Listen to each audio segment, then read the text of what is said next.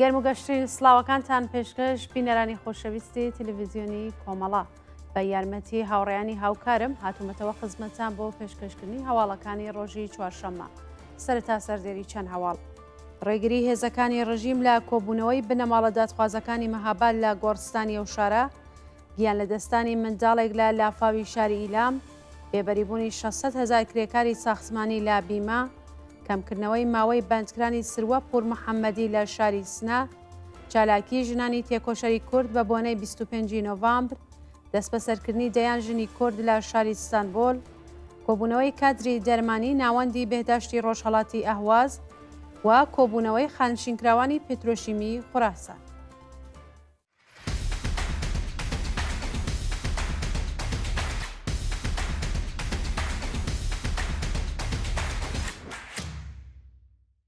ڕێگری هێزەکانی ڕژیم لە کۆبوونەوەی بنەماڵە دادخوازەکانی مەهاباد لە گۆڕستانی ئەو شارە. بەپێی هەواڵی گەیشت و ناوەندە ئەمنیەتیەکانی شاری مەهاباد ڕێگەیان نەداوە بنەماڵە دادخوازەکانی ئەو شارە سەردانی مەزاری گیانبەخت کردوانی شۆڕشیژی نابکەن. هاوکات لەگەڵ دوهمین ساڵڕۆژی گیانبەختکردنی شەماڵ خەدیرپور و هاوڕێکانی لە ڕەوتی ناڕزایەتیەکانی شۆڕشیژینە بنەماڵە دادخوازەکانی مەهاباد لە ڕێکەوتی سێی سەرماوەز هەوڵیاندا سەردانی مەزاری گیانبەخت کردوان بکەن و ڕێز لە یاد و بیرەوەریەکانیان بگرن، بەڵام هێزە سەرکوتگەرەکانی ڕژیم ڕێگەیان نەدا و بنەماڵەکانیان ناچار بوون ڕۆژی 6 سەرماوەز و بێ بەشداری خەڵک لەسەر مەزاری ئازیزانیان کۆ ببنەوە. گیان لە دەستانی منداڵێک لە لافاوی شاری ئێلام. ڕۆژی سێشەممە 6 سەرماوەزی 1403 منداڵێکی تەمەن 6 ساڵی خەڵکی ئیلام بەهۆی هاتنی لافاو گیانی لەدەستا. بەوتەی چالاکانی مەدەنی ئیلام نەبوونی ژێرخانی ستاندارد لە شاری ئیلام بە تایبەت لە ناوچە پراوێزنشینەکانی ئەو شارە وای کردووە کە لەگەڵ بارینی بارانێکی کەم شەقەم و کۆڵانەکانی ئیلام لافاو دەگرێت و زیانێکی زۆر بە خەڵگەگات.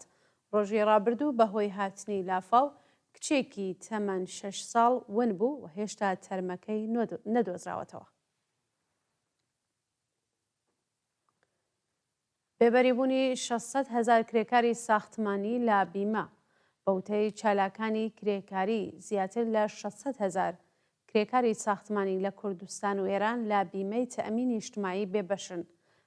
حەسەن عێزەتی سەرۆکی ئەنجومەنی سنفی کرێکارانی ساختمانی بانا وێڕای ڕەخنەگرتن لە سازمانی بازرسی ڕایگەیان دەرکردنی فیشی بیمە هەر 6 مانگ جارێک و بە بیانووی بازرسی ڕادەگرن. ئەو کردەوە بۆتە هۆی سەرگردانی کرێکاران و بە فیرۆچوونی 12 ملیۆن ساعاتکاری ڕۆژانەیان.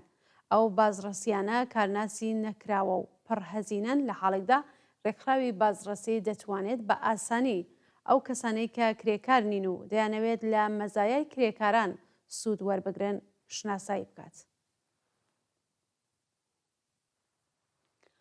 کەمکردنەوەی ماوەی بەندکرانی سروە پور محەممەدی لە شاری سنە. بەپێی راپۆرتی ڕێکخراوەکانی مافی مرۆڤ حکمی 10 ساڵ زیندانی سروە پور محەممەدی ئەندامی ڕێکخراوی فەرهەنگی کۆمەڵایەتی نوۆژین لە دادگای پێداچوونەوەی پارێزگای کوردستان بۆ 5 ساڵ کەم کراوەتەوە.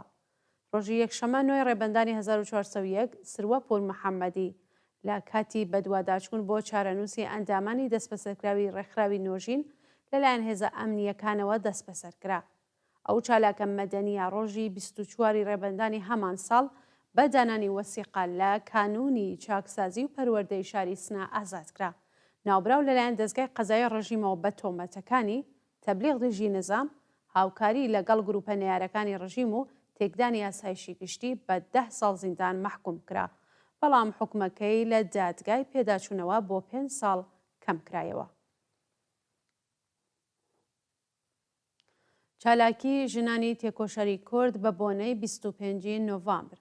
ڕۆژی سێشەممە 6 سەرماوەزی 1403 دوو ڕێکخراوی ژنانی باکوور و ڕۆژهەڵاتی کوردستان لە وڵاتی سوید بە بۆنەی 25 نۆڤامبر ڕۆژی بەرەنگاربوونەوە لەگەڵ توندوتیژی دژ بە ژنان چالاکیان ئەنجامدا. بەپێی راپۆرتەکان ئەنجومەنی ژنانی ئامارە و یەکێتی ژنانی ڕۆژهەڵات ناسراو بە ڕووناک لە شاری ستۆکۆڵم چالاکیان بە بۆنەی 25 نۆڤامبر ڕۆژی بەرەنگاربوونەوە لەگەڵ توندوتیژی دژ بە ژنان بەڕێوە بردووە و لەو چالاکیەدا وێڕای ڕێزلێنان لە یادی قوربانیانی سەرکۆت خوازیاری هەڵوەشاندنەوەی سزای سێدارەی پەخشان عەزیزی و ریشا مرادی و هەروەها ئازادی هەموو بەندکراوانی سیاسی بوون. دەست بەسەرکردنی دەیان ژنی کورد لە شاری ئیستانبول. ڕۆژی دووشەمە 5 سەرماوەزی 1469 ژنی کورد کە لە مەراسمی 25 نۆڤامبر ڕۆژی بەرەنگاربوونەوە لەگەڵ توندوتیژی دژ بە ژنان بەشداریان کردبوو لەلایەن پۆلیسی تورکیاوە دەست بەسەرکران. پلەتفۆرمی ژنانی 25 نۆڤامبر ڕۆژی ڕابردوو ڕایگەیاند کە لە کۆبوونەوەی ژنان لە شاری ئیستانبول 169 ژن بە بیانووی بەرزکردنەوەی دروشمی ژن ژیان ئازادی لەلایەن پۆلیسەوە بە توندوتیژیەوە دەست بەسەرکراون. ژنانی بەشدار لەو کۆبوونەوە لە بەرامبەر هەڵسوکەوتی هێزەکانی پۆلیس دروشمەکانی ئاستەنگی بۆ پیاوانی بکوژ دابنن، نەک ژنان کە بەرگری لە خۆیان دەکەن. ژنان دەستی چاوانبار دەشکێنن و چیتر بێدەنگ نابین و ناترسینیان بەرزکردەوە و خوازیاری ئازادی بەندکراوانی سیاسی بوون. شانی باساکە لە کۆبوونەوەی ڕۆژی 25 نۆڤامبر لە شاری دێرسیمیش 4 کەس دەست بەسەر و ڕەوانەی گرتوخانەکراون.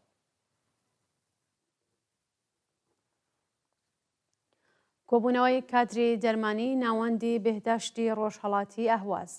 ڕۆژی سێشەممە 6 سەرماوەزی 1403 هاوکات لەگەڵ کۆبوونەوەی پەرستاران لە شاری ئەهواز کادری دەرمان و پرسنلی ناوەندی بێهداشتی ڕۆژهەڵاتی ئەو شارەیەش خۆپیشاندانیان کرد. بەپێی راپۆرتەکان پرسنلی ناوەندی بێهداشت هاوشێوەی پەرستاران خوازیاری زیادکردنی حەقدەست بەپێی ڕێژەی هەڵاوسان، پێدانی داخوازی دواخراوەکان، وەلانانی جیاوازی، پێدانی بیمەی تەکمیلی، بەکردەوە دەرهاتنی گەڵاڵەی ڕیزبەندی پیشەکان و نوێکردنەوەی گرێبەست بوون. کۆبوونەوەی خانەنشینکراوانی پێترۆشیمی خوڕاسان. ڕۆژی سێشەممە 6 سەرماوەز کۆمەڵێک لە خانشینکراوانی پێترۆشیمی خوڕاسان لە ئازنەدانی داخوازیەکانیان ناڕزایەتیان دەربڕی.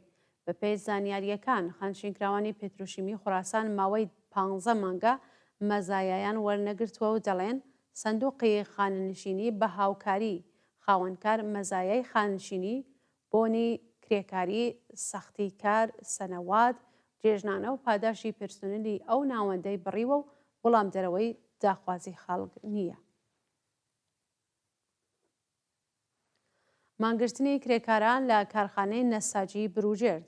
کرێکارانی شاغڵ لە کارخانەی نەساجی بروجێرد ڕۆژی سێشەممە 6 سەرماوەزی 1403 لا ناڕزایەتی بە نەدانی حەقدەست و مەزایە دەستیان لە کار کێشا و کۆبوونەوە.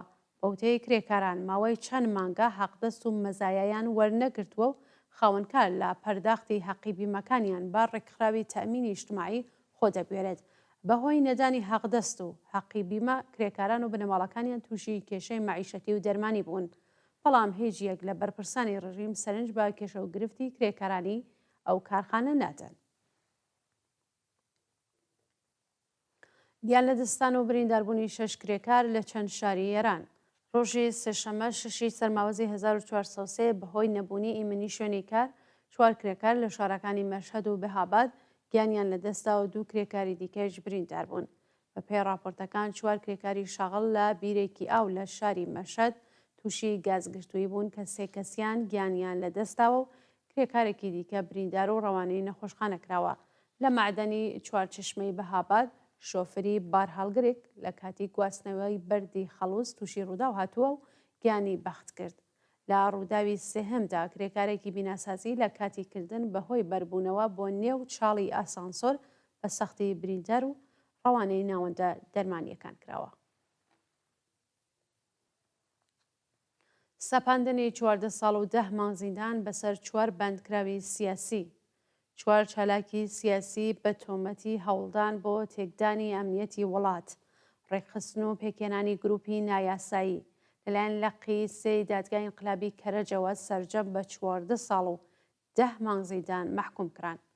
بەپێی حکمی دادگا ئەعزەم ئاهو قەلەندەر بە 6 ساڵ و 2 مانگ، نعمەتوڵڵا ئەفشار بە 3 ساڵ و 6 مانگ، مهدی تەوحیدی بە 2 ساڵ و 2 مانگ و حوسێن جعفەری بە 2 ساڵ زیندان مەحکوم کراون. هەروەها چالاکێکی سیاسی دیکە بە ناوی محەممەد عەزیزی بێتاوان ناسێنراوە و ئازاد کراوە. لە سێدارەدانی 5 بەندکراو لە چەند زیندانی ئێران.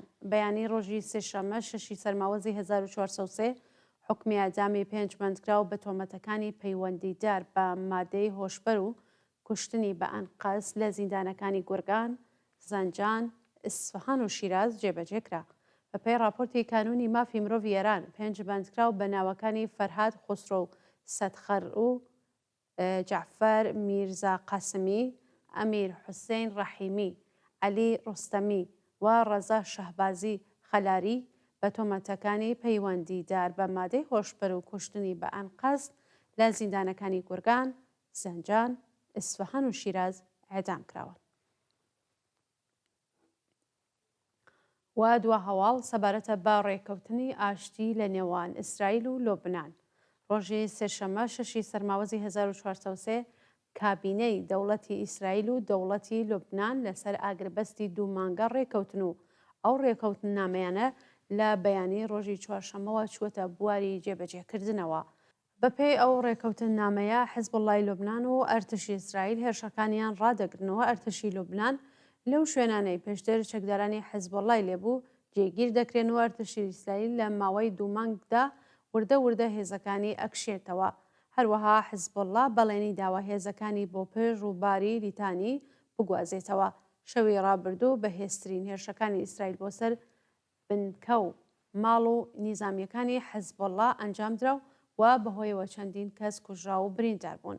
لە سنووری نێوان لۆبنان و سیوریەش کاروانێکی پڕ لە چەکوچۆڵ لەلایەن فڕۆکەکانی ئیسرائیلەوە کراوەتە ئامانج، بەڵام بەڕێژەی زیانە گیانیەکانی ئاشکرا نەکراوە. بەڵێ بینەرانی خۆشەویست، بەم جۆرە هاتینە کۆتایی هەواڵەکانی ئەمڕۆ چوارشەممە. سپاس بەوەی کە تا کۆتایی بینەر و بیسەرمان.